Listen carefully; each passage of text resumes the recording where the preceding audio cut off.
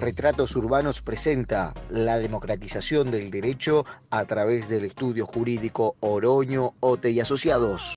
Y como habíamos dicho, estamos aquí con el doctor Néstor Oroño, un reconocido abogado penalista de la ciudad de Santa Fe, en donde vamos a ir aprendiendo sobre algunos temas, como siempre, y en este caso queremos saber sobre lo que estuvimos hablando hace un rato con el doctor Mega, así que es muy importante una voz autorizada en el derecho penal. Hola, bienvenido, Néstor. Gracias, Pamela, por tu invitación. Un gusto siempre estar en tu programa. Bueno, igualmente, Néstor, y estábamos hablando recién respecto a la posibilidad del cierre de las instituciones neuropsiquiátricas y la incidencia directa que esto tiene en las decisiones legislativas y en el derecho específicamente cuando alguna persona se declara inimputable o algo así, ¿no? Sí, hay una relación directa con lo que es mi especialidad, el derecho penal, en relación, como vos bien decías, al tratamiento que debe darse a las personas que son declaradas inimputables, es decir, aquellas que no han podido por alguna patología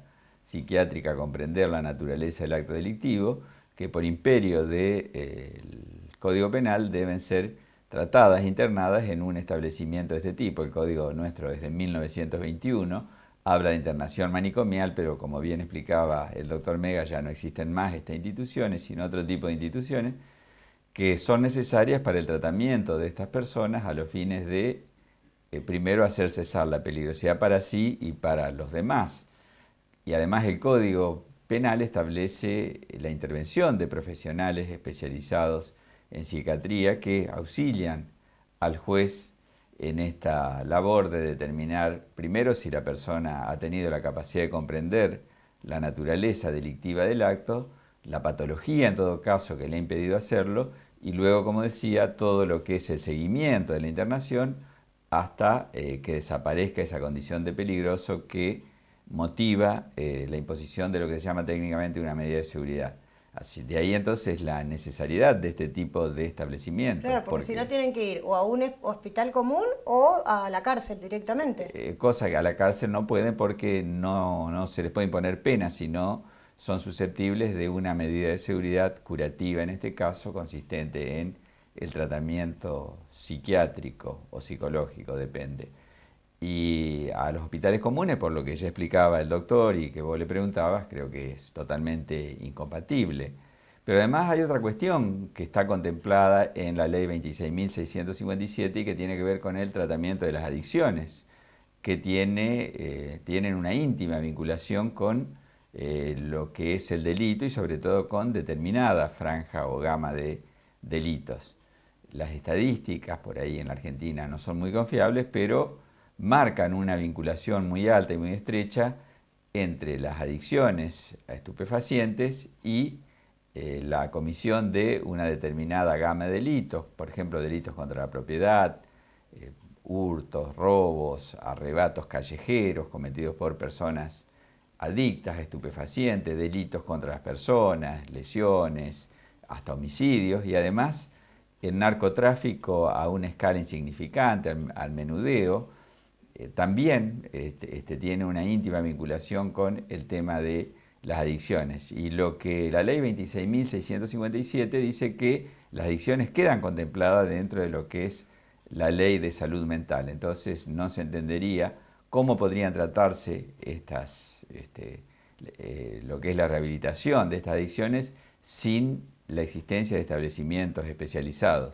Y además la propia ley está diciendo en el artículo 1 que la salud mental debe garantizarse, porque la salud mental en definitiva es parte de la salud de las personas y uno de los objetivos de cualquier Estado moderno es garantizar esos bienes jurídicos básicos. Sí, es una problemática muy compleja y enmarcada desde el derecho penal, está íntimamente ligada a ver cómo se puede encontrar el punto medio, porque quizás, como dijo el doctor Mega, se debe a un recorte presupuestario que ya viene desde hace tiempo en materia de salud, pero a veces en vez de gastar en tantos equipamientos para que tantas instituciones pudieran tener muchos equipamientos, que no decimos que dejan de ser importantes, pero también podría haber centros especializados con determinadas maquinarias y no que haya 15 maquinarias en un montón de lugares y que esto se descuide, ¿no? Sí, esto tiene que ver en primer lugar, como vos bien apuntás, con las prioridades de lo que son las políticas de salud.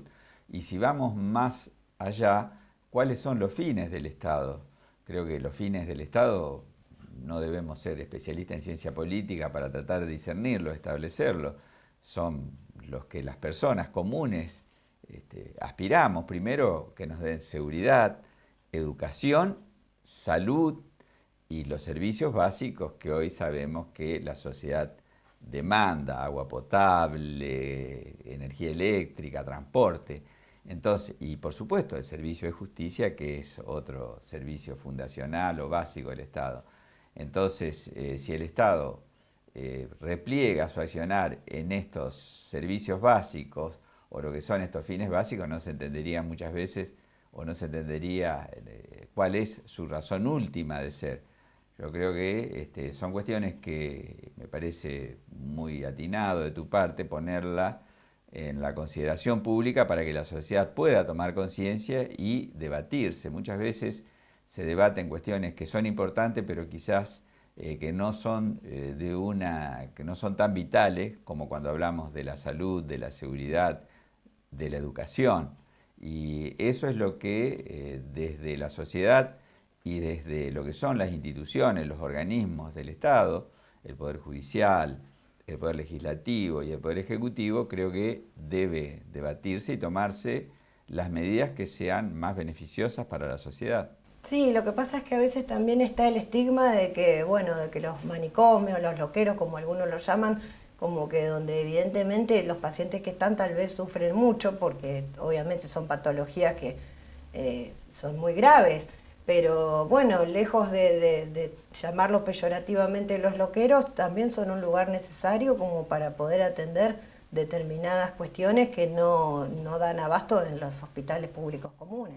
No, y además es ahí donde, como decía, se tiene que notar la presencia del Estado. Hay personas que están muy solas, que no tienen contención familiar, y además la realidad familiar nos muestra que es muy difícil atender a personas con determinadas patologías, porque cada uno de los integrantes tiene sus obligaciones, tiene su trabajo, tiene sus responsabilidades, y además el ámbito adecuado para tratar estas patologías son establecimientos específicos. Acá estamos hablando de patologías que son muy propias, que tienen su perfil muy definido y que no pueden ser tratados en cualquier establecimiento, y menos aún en el seno familiar. Bueno, doctor Néstor Oroño, ha sido un placer, como siempre, dialogar con usted. Hemos aprendido muchísimo y, por supuesto, las puertas de Retratos Urbanos siempre abiertas para volver a recibirlo. Para mí es un gusto, Pamela, y te agradezco nuevamente la invitación. Gracias. Nos vamos a un cortecito y dentro de un ratito seguimos con más Retratos Urbanos.